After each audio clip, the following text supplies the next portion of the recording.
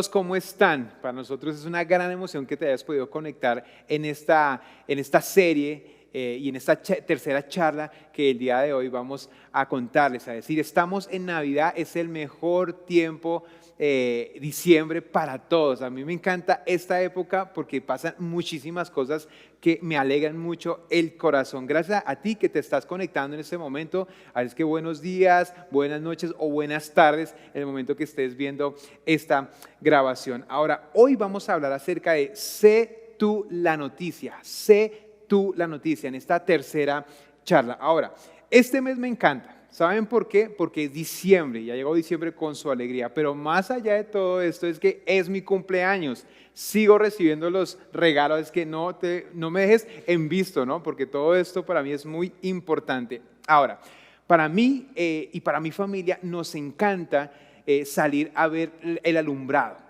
En la parte donde nosotros estamos decoran las casas, decoran los balcones, decoran con alumbrado navideño los parques y es algo espectacular.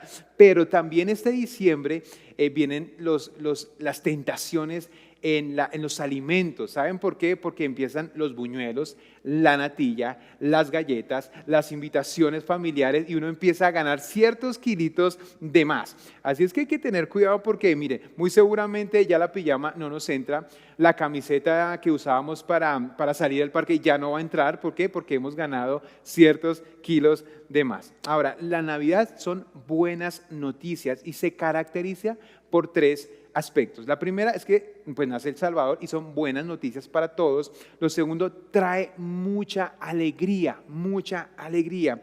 Y en tercer lugar, porque es el Mesías prometido.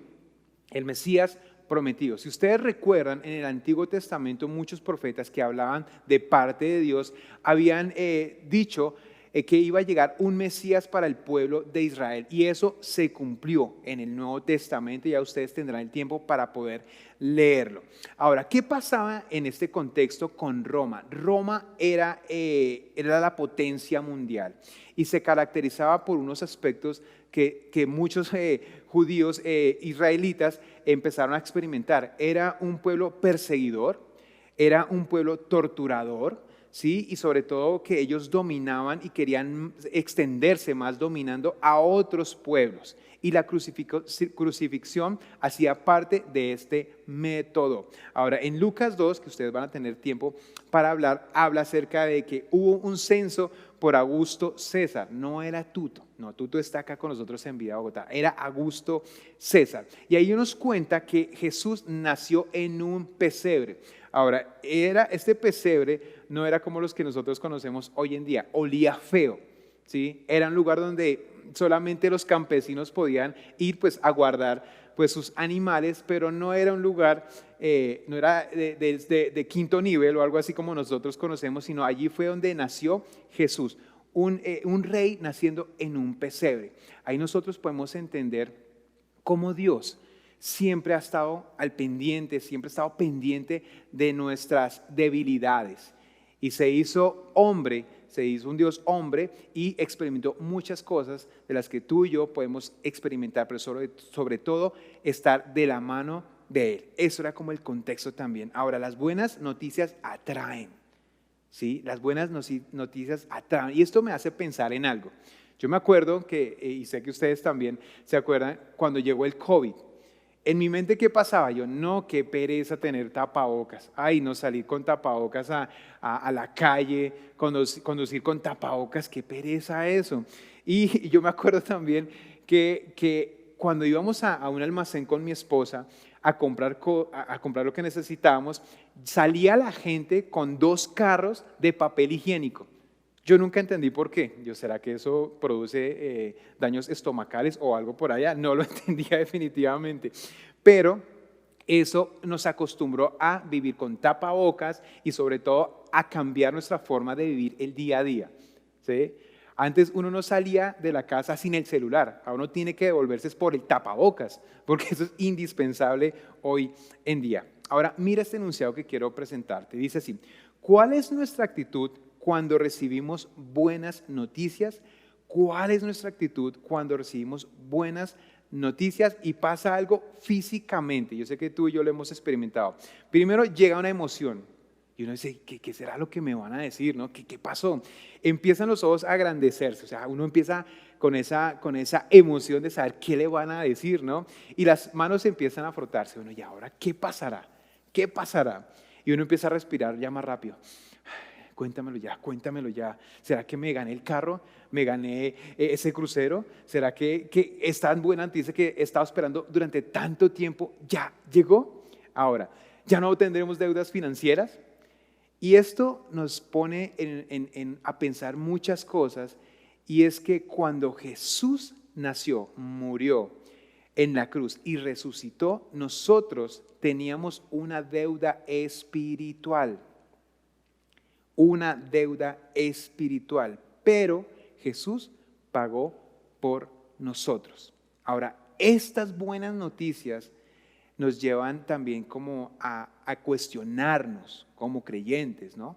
Ahora, ¿las estoy compartiendo, las estoy guardando o las estoy compartiendo? Y eso es algo muy interesante, ¿saben por qué? Porque cuando Jesús vino a la tierra, Él cambió la mentalidad de las personas acerca de lo que era un reino.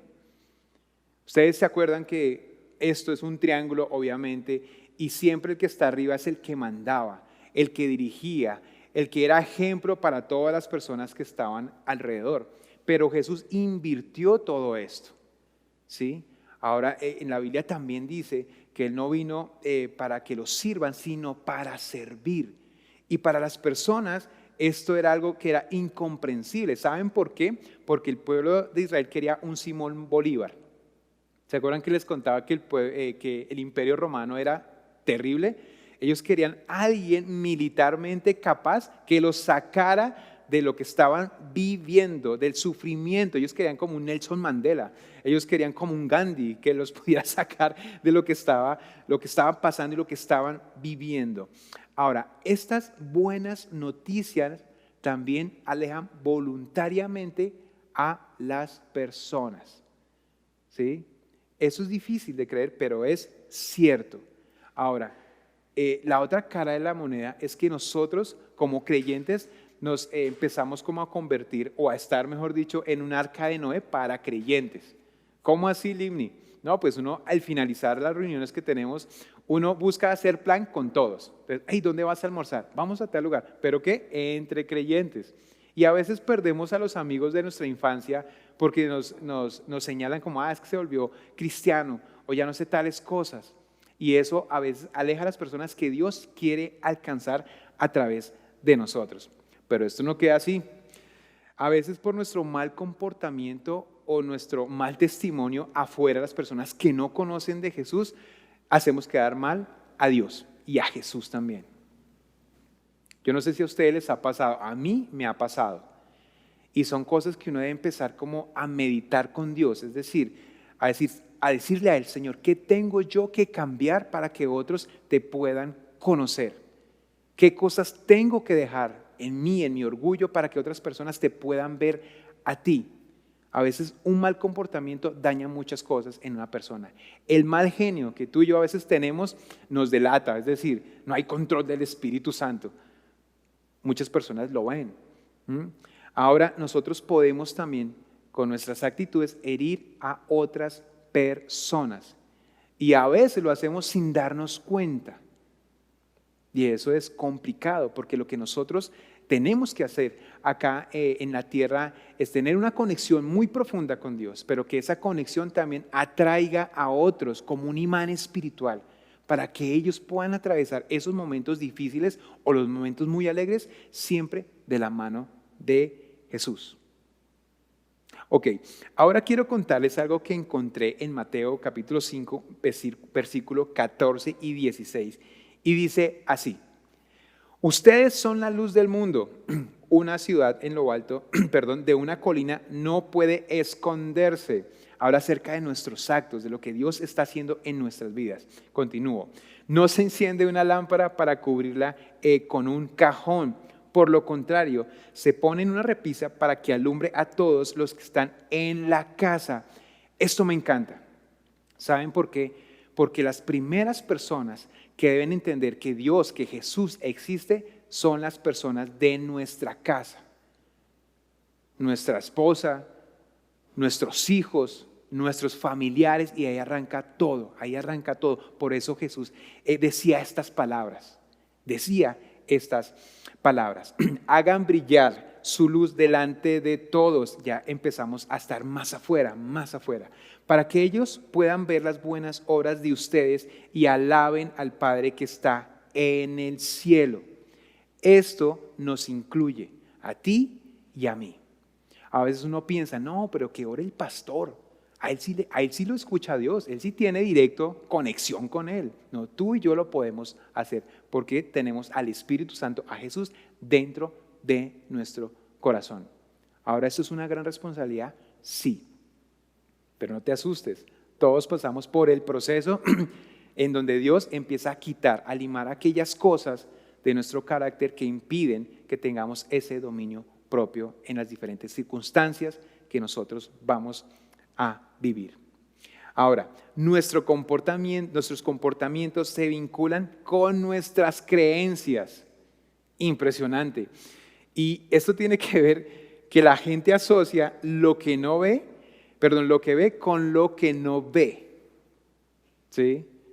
Y es increíble que a uno pueda llegar a tener una muy mala imagen afuera de las personas que no conocen. Y son historias que son reales, desafortunadamente. Nosotros debemos, con estas buenas noticias, ser buenos embajadores de Jesús aquí en la tierra. Porque es un mandato, es algo que nosotros necesitamos compartir a otras personas que lo necesitan. Voy a hablarles acerca de un personaje que se llama Pablo. Sé que muchos de ustedes lo conocen. Pablo era ciudadano romano, pero él tenía un pasado oscuro como tú y yo tenemos un pasado oscuro. Bueno, el mío es un poco más oscuro. No, mentiras. Ahora, Pablo perseguía a las personas, ¿sí? Porque él pensaba que en su religiosidad, que esta nueva religión o forma de creer iba a alejar a muchos y los iba a sacar de lo que él estaba pensando y creyendo en ese momento. Los perseguía, los maltrataba. Inclusive los podía llevar a la cárcel y si la cosa era súper extrema, los podía llegar hasta asesinar, ¿sí? Que era un caso ya muy, muy fuerte, ¿no? Ahora, Pablo tiene un encuentro con Jesús frente a frente. Él iba a una ciudad a arrestar a algunas personas, a ver qué era lo que estaba pasando y se le presentaba una gran luz. Y las personas que estaban al lado de él escucharon esa voz, pero no podían como identificar qué pasaba. Y ahí, como dice el chavo, quedó ciego de los ojos.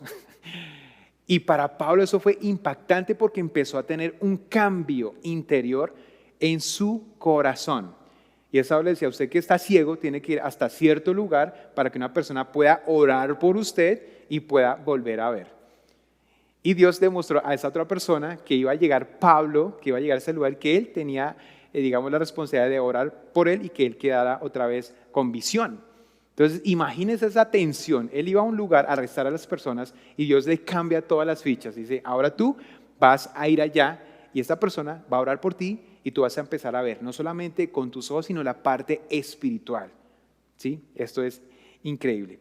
Ahora, Pablo después de esto tiene la gran misión de compartir el evangelio, las buenas noticias a los gentiles, a los judíos que estaban en ese momento allí, especialmente. Ahora, Pablo lo apresan, estaba en Filipos y Pablo en ese momento pensaba en varias cosas, pero se centraban en esto. Sabía que él pronto iba a morir, ¿sí? Él había sufrido mucho, lo azotaron como con delincuentes, lo apedrearon, sin embargo, él se mantenía firme. ¿Saben por qué? Porque él los amaba. Él los amaba, por eso él se mantuvo siempre firme. ¿Y sufrió? Sí. Y mira lo que él escribe en Filipenses capítulo 2, versículo 1 al 8. Dice así, por tanto, si sienten algún estímulo en su unión con Cristo, algún consuelo en su amor, algún compañerismo en el Espíritu Santo, algún afecto entrañable,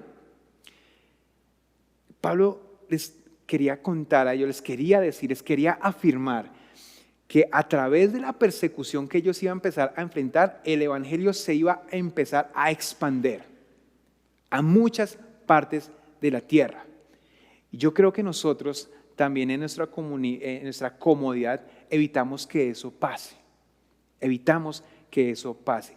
Pablo en su contexto estaba sufriendo, animaba a otros para que expandieran el evangelio.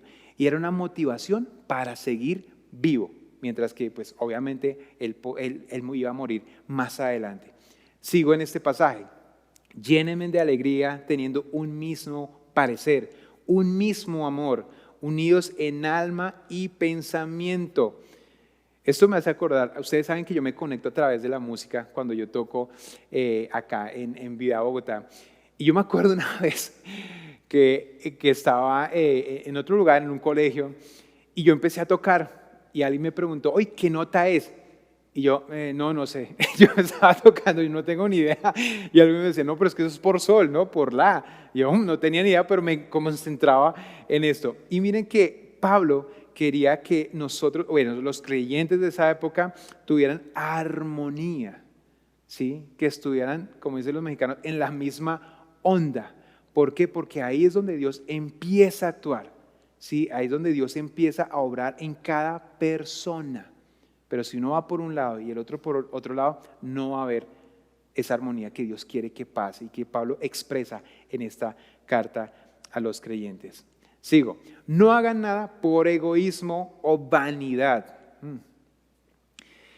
¿Qué tal si pensáramos por un momento un mundo sin egoísmo?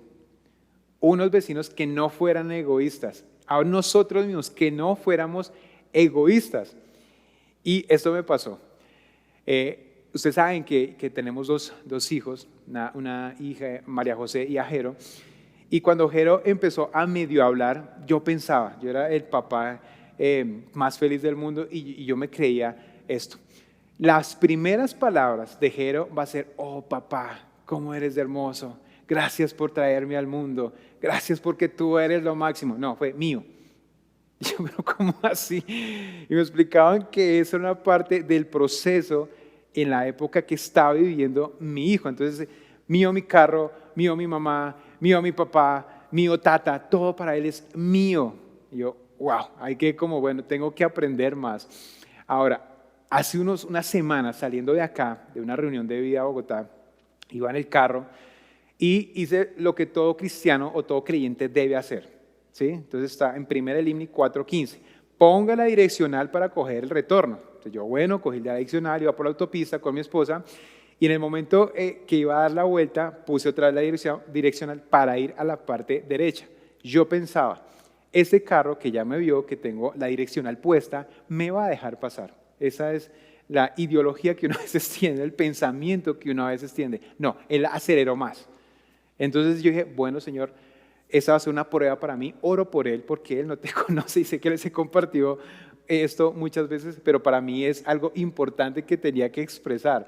Pero ¿qué tal sería un mundo sin egoísmo? Ahora, esto nos lleva a que nosotros debemos pensar siempre en el otro.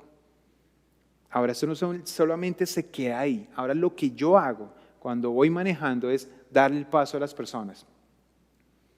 Porque eso es lo que Jesús me ha enseñado, en lo práctico, en la practicidad, o sea, en lo que nosotros debemos hacer todos los días, todos los días.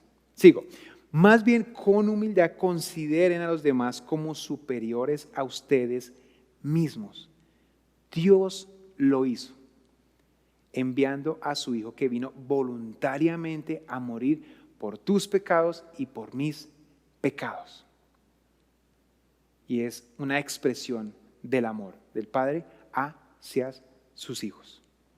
Ahora, la otra cara de la moneda es que uno a veces puede llegar a identificar el orgullo en otras personas. Como decía anteriormente, hay personas que rechazan a Jesús, que no quieren saber nada de Él. Y eso uno lo puede ver como con las miradas. Yo no sé si tú has tenido un jefe que te mira con desprecio. Yo no sé si te han hecho el corrillo en el pasillo hablando de ti, o el bullying, muy seguramente que está de moda en la actualidad, en el colegio, en la universidad, incluso en el trabajo. Uno lo puede llegar a identificar con palabras o actitudes. Ahora, sigo en este pasaje que me encanta. Cada uno debe velar no solo por sus propios intereses, sino también por los intereses de los demás. La actitud de ustedes debe ser como la de Cristo Jesús. Jesús, estando aquí en la tierra, sufriendo tantas cosas, aunque hubiera querido ser y experimentar, o más bien mostrar los atributos de Dios, Él no lo hizo. Por nosotros, por nosotros. Ahora, los cambios internos reflejan los comportamientos externos. Debe haber una coherencia en lo que nosotros creemos y lo que nosotros estamos enfrentando todos los días. Dios se hizo humano a través de Jesús, sufrió, se identificó con nosotros, murió como un criminal en la crucifixión, tuvo su muerte, pero resucitó. Nosotros no lo vimos, pero la Biblia dice que bienaventurados los que no vieron, pero creyeron. Eso también nos incluye a nosotros. Ahora, quiero dejarte un reto ya para terminar. Pregúntale a Dios, Dios, ¿por quién debo orar? Dios, ponme en mi corazón, en mi mente, ¿por quién debo orar?